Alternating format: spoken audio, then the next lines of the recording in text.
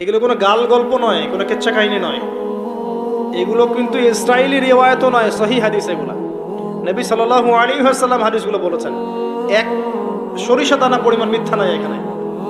এখান থেকে বলতে যাচ্ছিলাম, দোয়া কবুলের অন্যতম একটা উপায় হচ্ছে আপনি কোনো ভালো কাজ করেন গোপনে, যেটা আল্লাহ ছাড়া কেউ জানে না, ওর ওসিলা করে আপনি আল্লাহর কাছে যান, দোয়া কবুল হবে ইনশাআল্লাহ।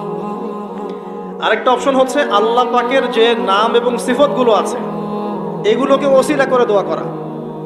যেমন, আল্লাহ তোমার রহমান নামের ওসিলায় আমি তোমার কাছে দয়া চাচ্ছি, তোমার আল গফুর নামের ওসিলায় আমি ক্ষমা চাচ্ছি, তোমার আর রাজ্জাক নামের ওসিলায় আমি রিজিক চাচ্ছি, ওয়াহাব নামের ওসিলায় আমি সন্তান চাচ্ছি, ইত্যাদি।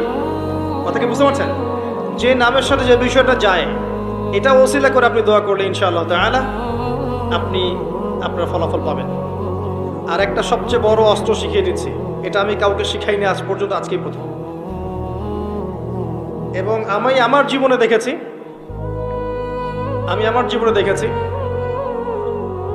এই ওসিলা করে যা চেয়েছি পাইনি এমন কোনোদিনও যায় নাই, আলহামদুলিল্লাহ। আমি সম্পূর্ণ আল্লাহ পাকের কৃতজ্ঞতা এবং শুকরিয়া আদায় করছি। এইটা ওসিলা করে আমি যা চেয়েছি আমি সারা জীবনে তাই পেয়েছি। এবং আমি বিশ্বাস করি আমি যা পেয়েছি, এই বয়সে আমি যা পেয়েছি আল্লাহ পাক কোটি কোটি মানুষকে তা দেন নাই, এটা আমি বিশ্বাস করি।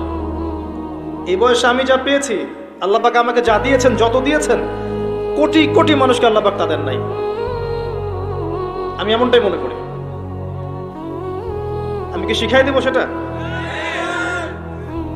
আপনি আল্লাহ পাকের তাওহীদের ওসিলা দিয়ে দোয়া করেন।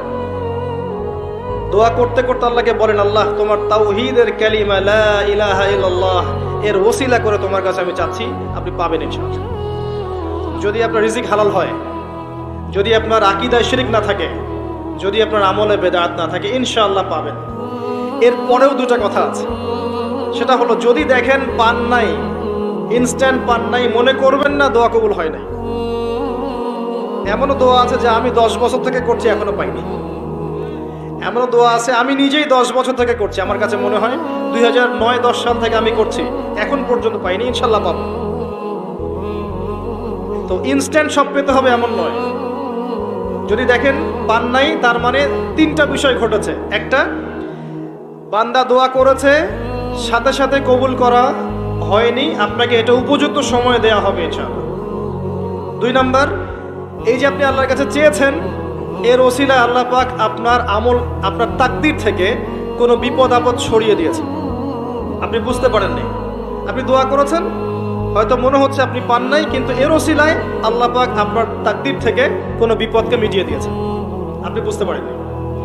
আরেকটা হচ্ছে, দুটার কোনোটাই হয়নি, পরকালে কিয়ামতের মাঠে আল্লাহ আপনাকে দিবেন জন্য জমা রেখেছেন।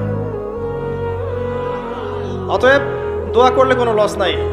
বেশি বেশি দোয়া করবেন, সেজদায় বেশি বেশি দোয়া করবেন, ফরজ সালাতের আগে পরে করবেন, নরমালি হাত তুলে দোয়া করবেন, নফল নামাজ পড়ে করবেন, দান সাদাকা করে করবেন, কোরআন তেলাওয়াত করে করবেন, দোয়া বাড়িয়ে দেন। আত্মশুদ্ধির কথা আমরা যে বলি না, কয়েকটা বিষয় জড়িত। বেশি বেশি কোরআন তেলাওয়াত করলে আত্মশুদ্ধি হয়, বেশি বেশি জিকির করলে আত্মশুদ্ধি হয়, আল্লাহওয়ালা মানুষের সহবতে গিয়ে পড়ে থাকলে আত্মশুদ্ধি হয়, বেশি বেশি দোয়া করলে আত্মশুদ্ধি হয়, বেশি বেশি পরকালের কথা ফিকির করলে আত্মশুদ্ধি হয়। এগুলোর খুব বেশি প্রয়োজন। আত্মশুদ্ধি না থাকলে আমরা আগামীতে পথ চলতে পারবো না। একটা বাতি থেকেই বাতি জ্বলবে ইনশাআল্লাহ। আপনি নিজেকে ছোট মনে করেন না, তুচ্ছ মনে করেন না, একটা বাতি থেকেই 1000টা বাতি জ্বলবে ইনশাআল্লাহ। আগে নিজে ঠিক হন, তারপরে কু আনফুসাকুম ওয়া আহলিকুম নারা, নিজে জাহান্নামের আগুন থেকে বাঁচো, পরিবারবর্গকে বাঁচাও। পরিবারকে বাঁচান ভাই।